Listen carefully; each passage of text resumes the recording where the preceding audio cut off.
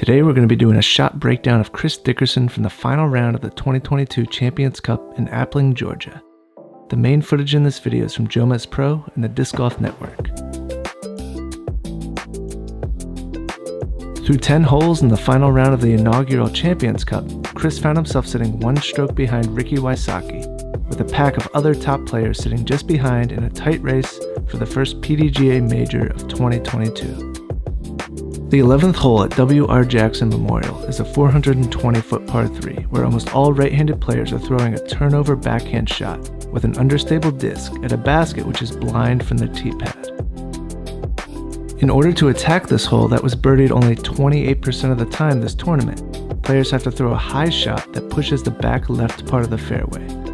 The most common mistake on this hole is cutting the corner too close, which almost certainly results in a tree kick, leaving players scrambling for par at best. The disc that Chris throws here is a newcomer into his bag, the Discraft ESP XL. This disc is understable enough to hold the turn for this shot, even when thrown on a hyzer. In fact, this disc is almost identical in flight numbers to the disc that Chris used when he aced this hole in 2019. Using the Prodigy F5, Chris hit a line just inside the one from the Champions Cup, and the disc got enough stability late in the flight to find the chains. Chris releases this shot on a hyzer, getting him enough straight distance with his understable XL before the shot turns over to the right. Even though this shot required a standard hyzer release, there's a lot of difficult aspects to it. Angle and power control are crucial, as is knowing your disc extremely well. One essential element of the shot is getting enough height on the disc.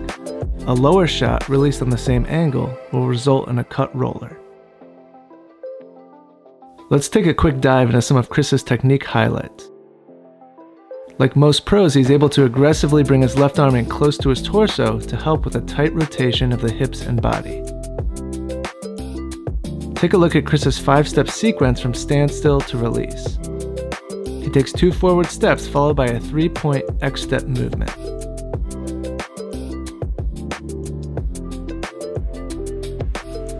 Chris also maintains great control of his body during his release and follow-through.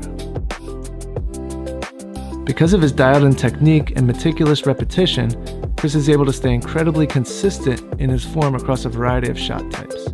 This birdie on 11 started a stretch of 6 birdies through the final 8 holes for Chris, which led to him holding on to win the first PDGA Major of the 2022 season. Thanks to the Disc Golf Network and Jomez Pro for providing this footage from the 2022 Champions Cup. If you want to see Chris parking his favorite disc of all time, check out this video from the 2021 World Championships.